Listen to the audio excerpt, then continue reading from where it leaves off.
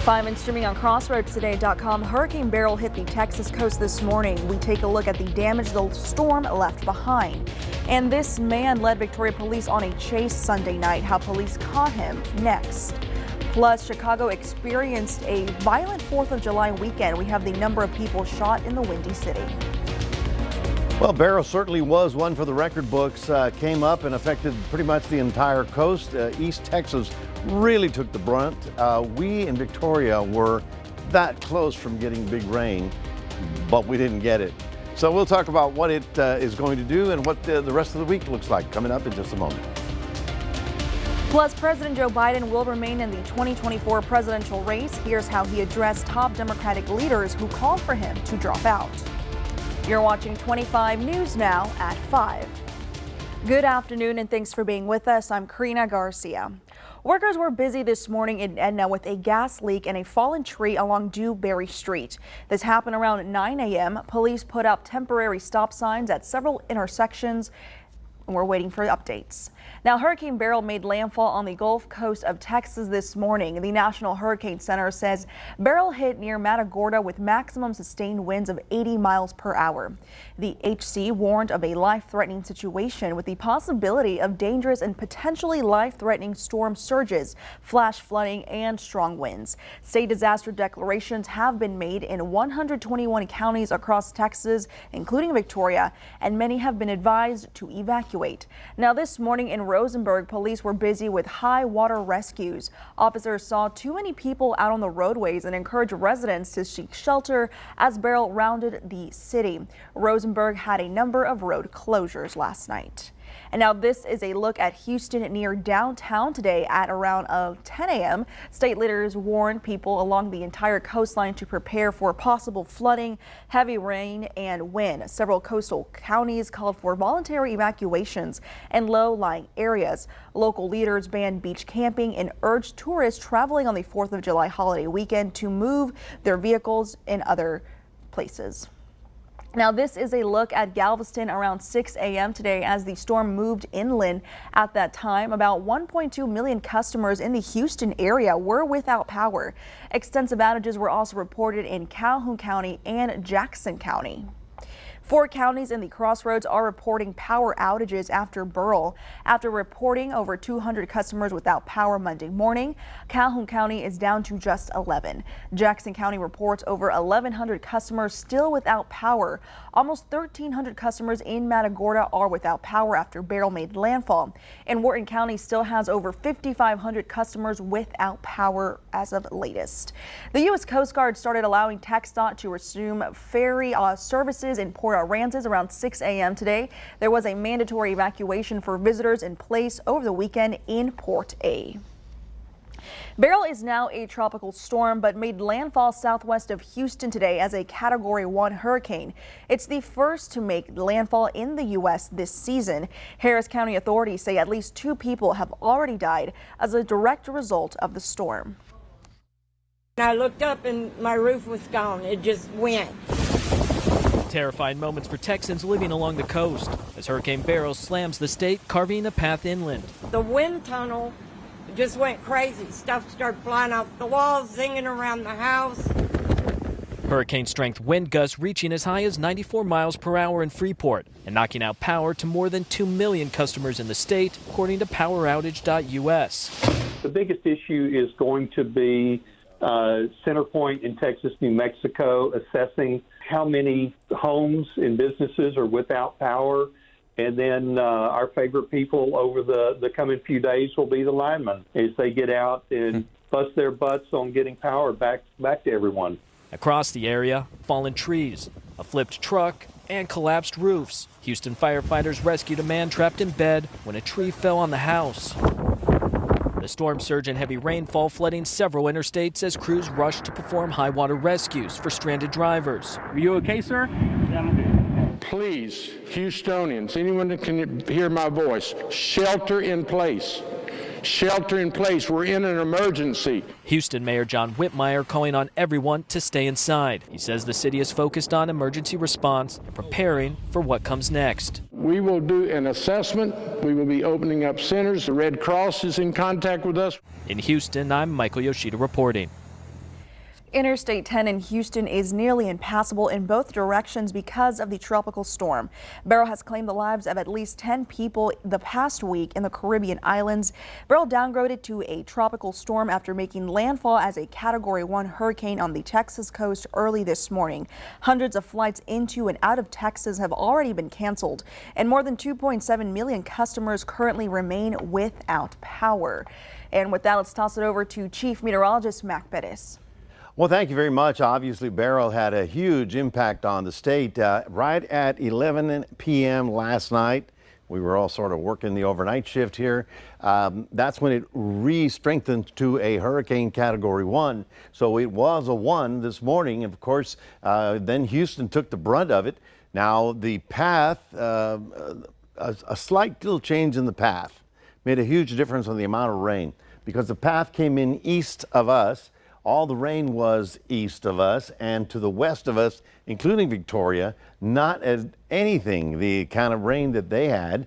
They still have tornado watches up for portions of East Texas and Louisiana, but you can see most of the shower activity is pulling away. Tomorrow we'll have a few more showers, but they'll be driven by the afternoon sun and the heating. You will see a little bit of sun, but then you'll be wearing the air. It's going to be quite humid and getting warmer. We'll have more on your forecast and take a look at what the rest of the week looks like coming up in just a few minutes. Back to you, Karina. Mac, thank you. Here is your viewer poll. You can scan that QR code right there on your screen to vote. The question is, how much damage did you receive from Hurricane Beryl? According to our results, it looks like 99% takes the lead with not at all. We want to hear from you. Come to crossroadstoday.com/vote to take part. And we're going to have an update on 25 News Now at 6. Sunday around 8 p.m., a car crashed into the home in the 1900 block of Loma Vista. Victoria police say they tried to pull over a driver in a gray Dodge Charger who then ran a red light. Police say the driver took off and led them on a chase. The driver eventually crashed into that home and no one was there at the time. Police say the driver tried to run away, but he didn't get too far. And this afternoon, we have that driver's mugshot. That's 54-year-old William Johnson facing a number of charges, including resisting and evading arrest. Johnson has bonded out of jail. Victoria County deputies arrested a 47-year-old man from Houston Friday. Juan Gonzalez faces a smuggling of persons charge from Uvalde County. He is in the Victoria County jail in lieu of a $30,000 bond. It was a particularly violent holiday weekend in Chicago. 102 people were shot across the Windy City during the long weekend. That includes at least 17 fatalities. The 4th of July holiday weekend gun violence marks about a 27% increase in shooting over this time last year. On Friday, the mayor released a statement addressing the violence. He says the city of Chicago is committed to ensuring the safety of all residents and visitors. President Joe Biden continues to stand firm against the calls for him to drop out of the race for president. In a 2-page letter to congressional Democrats, Biden, quote, wrote, "The question of how to move forward has been well aired for over a week now, and it's time for it to end," unquote. Biden stresses the party has one job, which is to defeat Republican presidential nominee Donald Trump come November. Biden's campaign sent the letter to Democratic lawmakers as they return to Washington following the 4th of July recess. And remember to subscribe to our YouTube channel, Crossroads Today. Hit the like button and click that notification bell. For now, stay with us.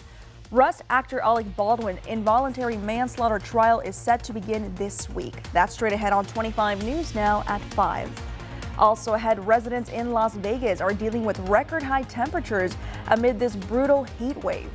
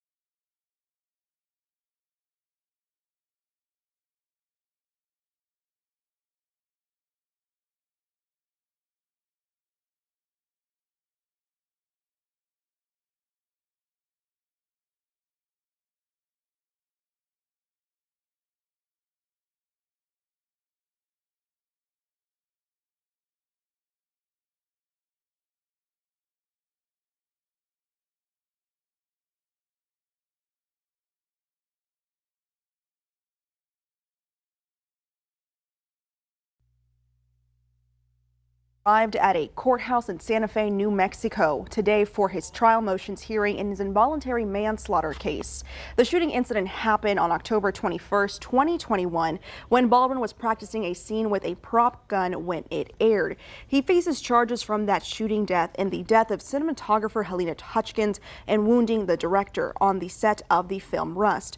Jury selection begins tomorrow. If convicted, Alec Baldwin faces up to 18 months in prison. The film's armorer, Hannah Gutierrez Reed, was found guilty of involuntary manslaughter in April, and she was sentenced to 18 months. The CDC says cleft lip with or without a cleft palate affects thousands of babies every year, but they say there are ways to reduce that risk. It happens when a baby's lip or mouth doesn't fully form during pregnancy. Cleft lip is an opening in a baby's upper lip, and cleft palate is in the roof of a baby's mouth. All of this is happening early on in pregnancy during the first trimester. Dr. Colin Brady is a pediatric facial surgeon with Children's Healthcare of Atlanta. He says the cause of cleft lip and cleft palate aren't fully known, but there are a variety of risk factors, including smoking or drinking alcohol during pregnancy, having diabetes before pregnancy, certain medications in the first trimester, obesity, and certain infections during pregnancy. One thing that we know for certain is that a family history of cleft is certainly a risk for subsequent generations. Having cleft and cleft lip and palate can often run in a family. To reduce risk, March of Dimes says folic acid should be taken before and during pregnancy. The organization recommends 400 micrograms every day before pregnancy and 600 micrograms when pregnant. Before pregnancy, get to a healthy weight and make sure vaccinations are up to date. During pregnancy, don't smoke or drink alcohol. Make sure medications are safe and get prenatal care early and often. Early findings of this on 3D ultrasonography and some of the newer modalities that we have can at least lend parents an ability to take some time to get their expectations kind of set before the child is born. For Health Minute, I'm Mandy Gaither. People across Las Vegas are enduring dangerous record-breaking heat. On Sunday, preliminary data from the National Weather Service shows temperatures in Las Vegas reached 120 degrees for the first time in recorded history. The record says that more than 32,000 days the temperature had never climbed above 117 degrees before Sunday, and it's not going to ease up anytime soon. Highs are expected to reach between 115 to 120 degrees all week through Friday. Global leaders from around the world are arriving in Washington, D.C. today. The nation's capital is hosting the NATO summit for the first time in 25 years. The gathering marks the 75th anniversary of the military alliance that began after World War II.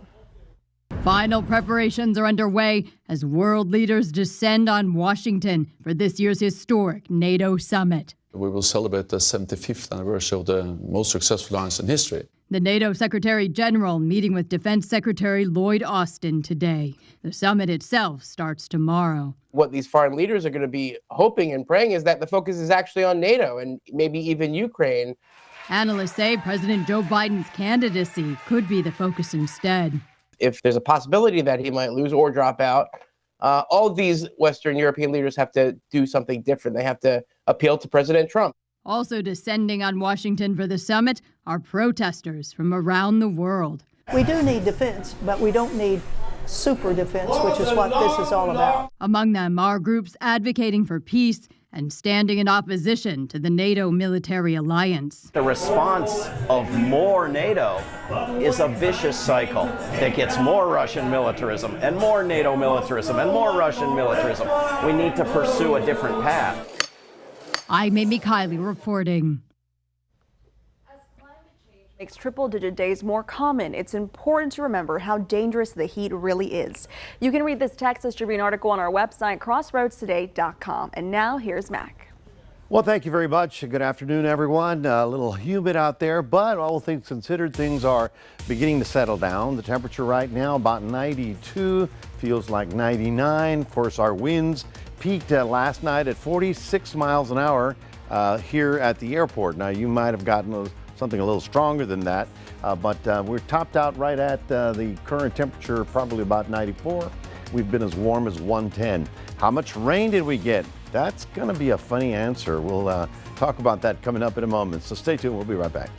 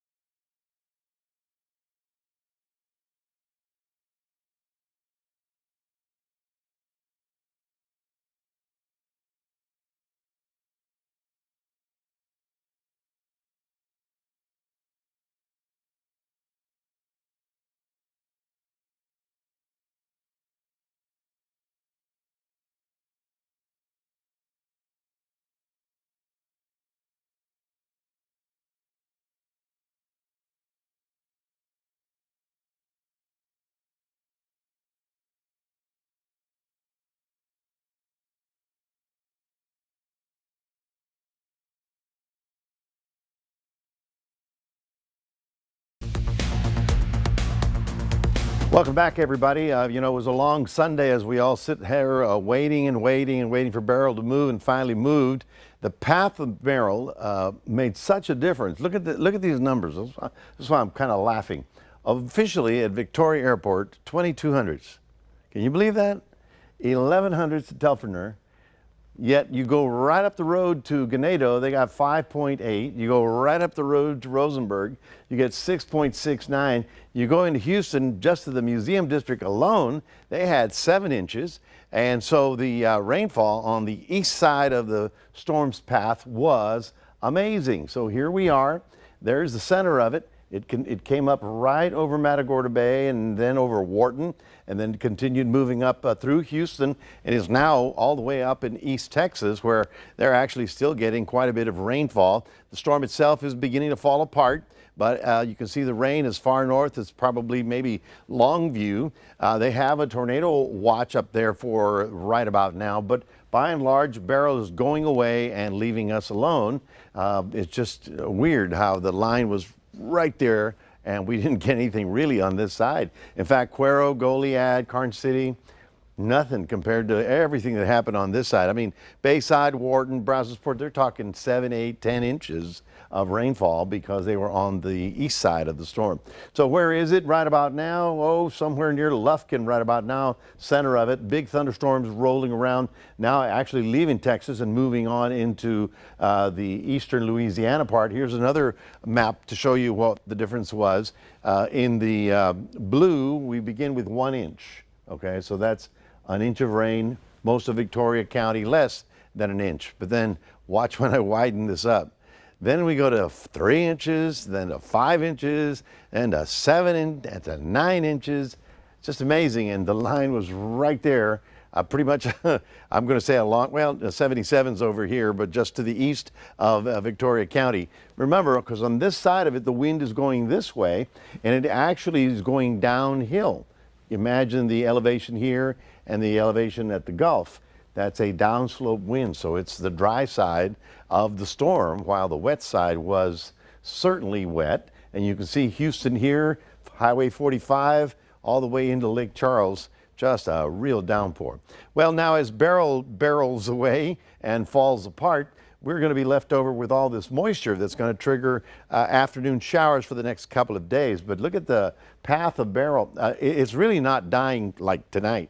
It's going to be a tropical depression and rolls all the way into the northeast. So you could say that Michigan and Illinois are going to be getting part of that tropical storm, and it's been around for 9 days. Remember, began in the Atlantic, rolled all the way across through our area, and is now moving out.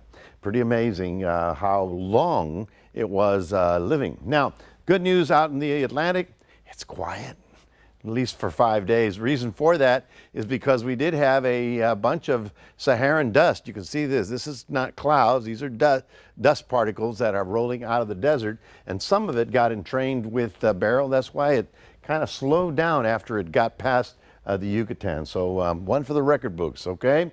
Now tomorrow we'll get up to about 90 degrees. You'll see the sun. Will be partly cloudy. It'll be rather humid. And we are going to have a couple of little pop-up showers in the afternoon. Cuero, pretty much the same thing. You're getting up to about 94. This is not all day. It's just going to be pop-ups here and there, but you probably will run into them. And then quite humid. As we get to the weekend, the rain chance goes away, and then we get our temperatures back up to the upper 90s. That's your 7-day forecast, reminding everybody we do have a QR code. Love for you to scan that and put Crossroads Today on your phone.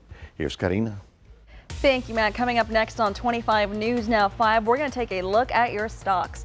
Plus, Boeing agreed to pay a fine to avoid prosecution over 2 deadly crashes. The amount next.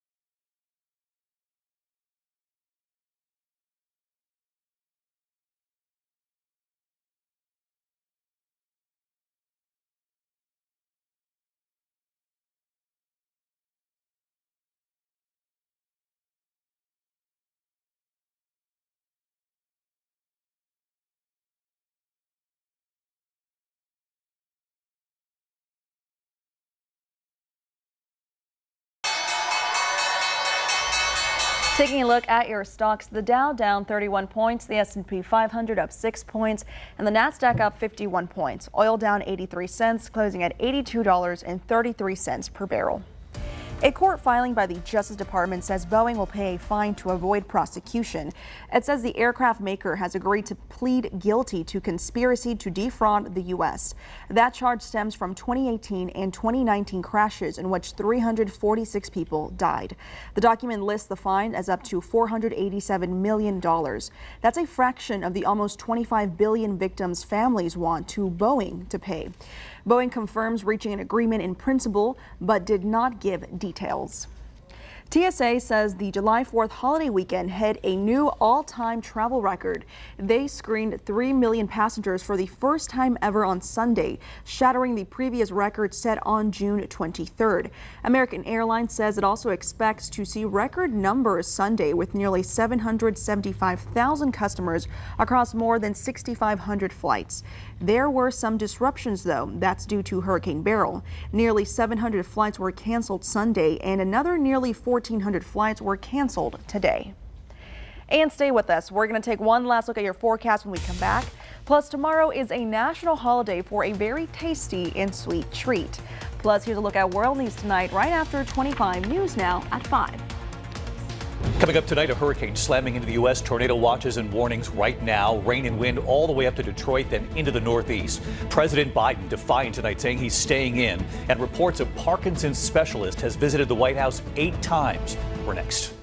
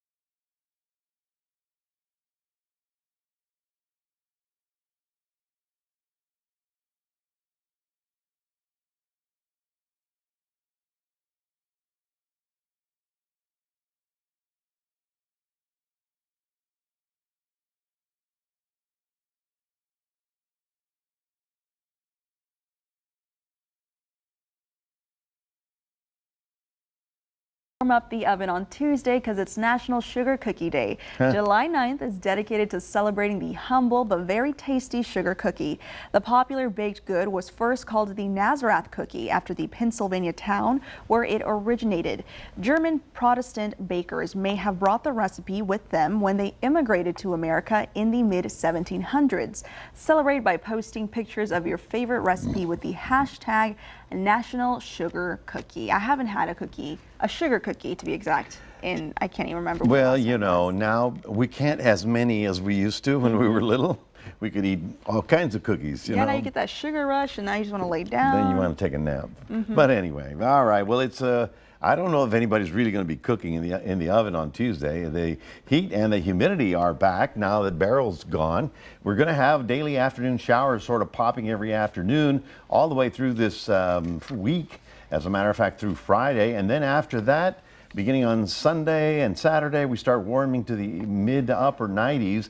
In fact, beginning on Monday, we got a little bit of a heat wave, but we're not going to even worry about it. We're going to say, okay, Beryl did his thing, left the moisture, and we'll be doing additional showers every afternoon. Nothing to worry about, nothing severe. Alrighty, thank you, Mac. And thank you for being with us. We hope to see you back here tonight for 25 News Now at 6. World News Tonight with David Muir is up next.